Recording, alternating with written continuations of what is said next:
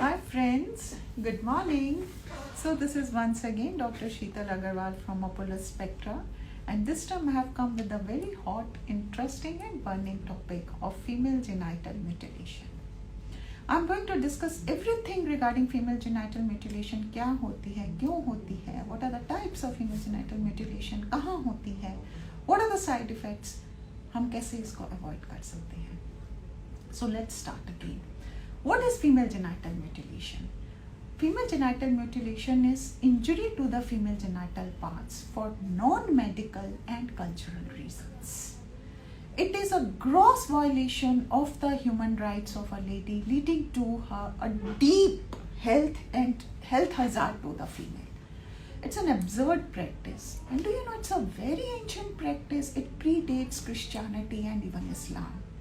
In fact, it has been seen that the mummies of the Egypt have also undergone female genital mutilation. So it is that centuries old practice, and the time has come to ban it now.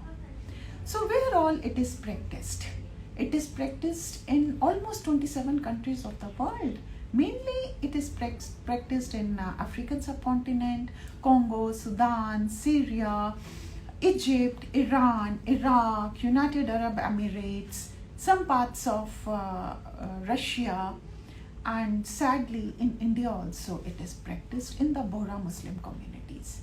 In fact, our recent statistics state that the practice in India has gone up by almost 75% in the year 2018, and it's a very alarming thing. Mind you, we have to take a note of it. So what are the types of female genital mutilation? कितनी तरह की होती है? According to WHO, there are 4 types of female genital mutilation. Type 1 is when only a part of the clitoris, just a small part of the clitoris is removed. Type 2 होती है when along with the clitoris, complete clitoris, the inner lips of the vagina, also known as labia minora, is removed. Labia majora is not removed. Type 3 में क्या होता है? They removed complete clitoris, labia minora, both the lips of vagina, labia minora, labia majora, both are removed, and they do funneling of the introitus, vaginal canal की opening को छोटा कर दिया जाता है. And in type 4 तो पूरा cicatrize, they completely cicatrize it and cover the opening with the flap, cover the vaginal opening with the flap. Normally, type 3 is very common. In all those countries which I have named just now, they go up to type 3 and they do up to type 3. So it is really a very, very big issue, a big health hazard. It has no advantage. Mind you, female genital mutilation has no advantage. It is mainly a health hazard to the female population. And do you know that as many as 27 million females all over the globe are suffering from female genital mutilation? What sort of this 20th century is this, when we are still going through this FGM? My female colleagues are still suffering from FGM. Where are we progressing and where are we leading to? Now coming to the reasons, क्यों होती है ये female genital mutilation होती क्यों है?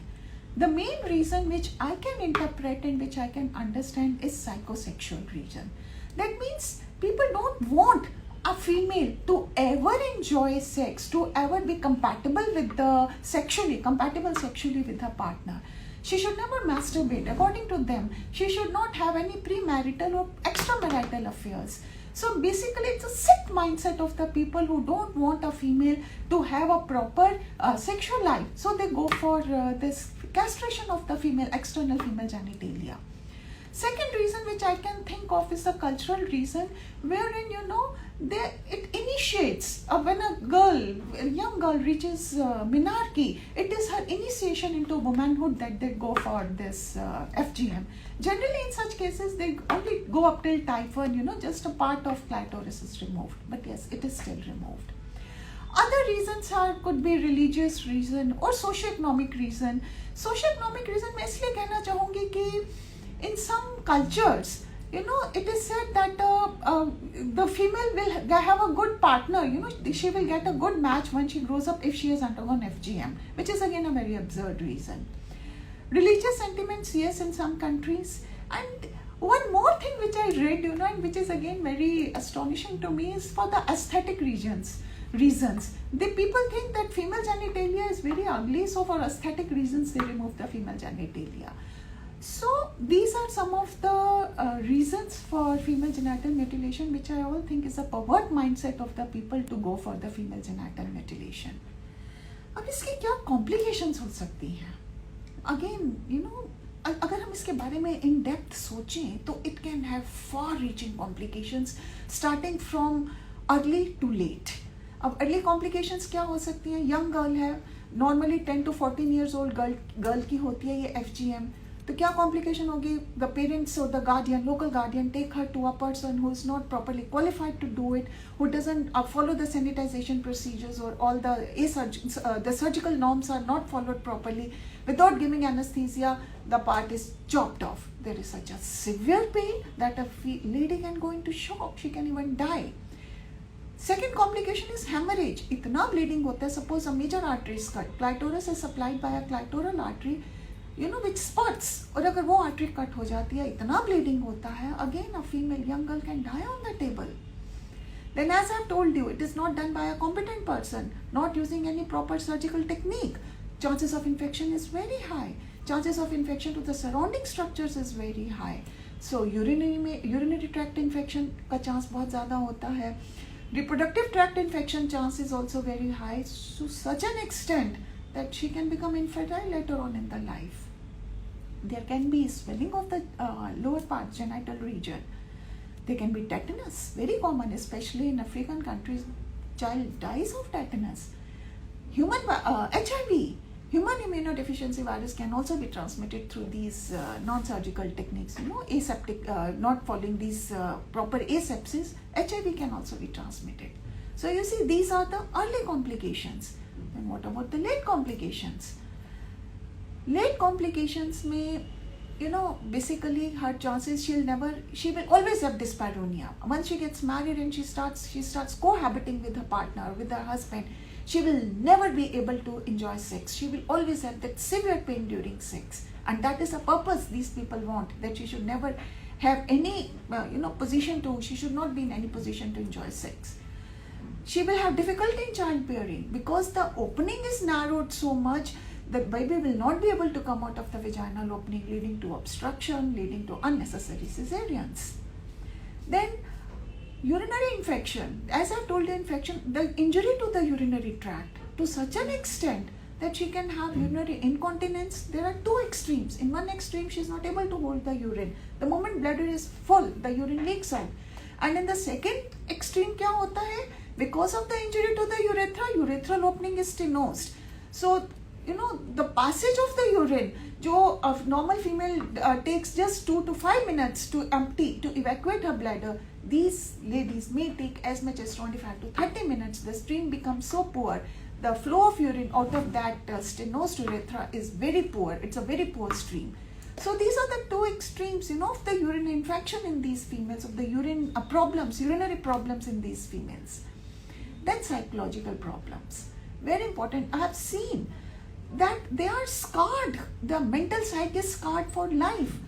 जिनको वो अपने पेरेंट्स समझते थे, अपने लोकल गार्डियन समझते थे, those were the people responsible who took her to a shady place to get her female organs mutilated.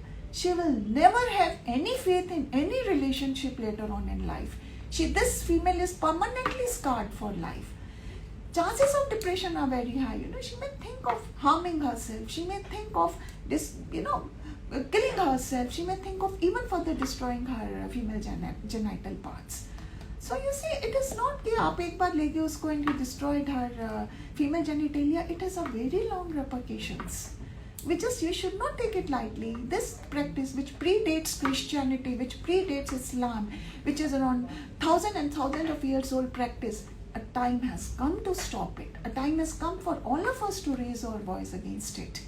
And some good news which I must tell you is that in a country like Sudan, where 9 out of every 10 females suffers from FGM, female genital mutilation, a strict law has been passed whereby you get imprisonment, rigorous imprisonment of up to 3 to 5 years, and a fine if anyone is caught doing or assisting this FGM. In Egypt also a law has been made that either you will have rigorous imprisonment or fine if you are caught doing it. But still these practices are being done illegally in the dark corners of the dark alleys. These practices are still being done. So kaise? How can we get rid of it? Merely my speaking, you speaking, or government making laws will not will not make us get rid of it. The only thing that we can help, which can get us rid of this practice, is when we educate. We educate both the females and the males of the society. We tell them that it is an absurd practice, it is an unhealthy practice, it can have so many side effects. And mind you, we have to tell the ladies of the house, ladies of the community, that what you have gone through, आपने ये सब किया है, see to it that your daughter doesn't go through it. So much physical, mental trauma that you have gone through, see to it that your daughter doesn't get through it. You know, we have to strike that emotional chord in the females. Once the females understand that to get a good catch, matrimonial catch, FGM is not required, they will convince the male members of the society that it is an unhealthy practice. And only then we can get rid of this practice. Mind you, because you know the amount of money we are spending to get them treated, you know, in the rough estimate is that approximately $1.4 billion are spent every year to treat the females who have this FGM. And if it is not taken care of now, this figure can go up to $2.8 billion every year. So ladies, time has come that we all speak about it. We create awareness in the society about it. We tell them that it is unhealthy, it is an absurd practice, and put a stop to it. You know, in the last, I must say that WHO has dedicated one day, Feb 6th, as a day where it is a day of zero tolerance towards female genital mutilation. This day is celebrated as a day of zero tolerance towards any form of FGM. So if we all make a collective effort, a concerted effort, I'm sure we can get rid of this practice. It may not take days or months. It may take years and years, but I'm sure we will be able to get rid of it. So this was my brief talk on female genital mutilation. I hope you like it. And next Saturday, I promise it is going to be another very interesting session with me. Okay guys, bye, take care, have a nice day, have a nice weekend, goodbye.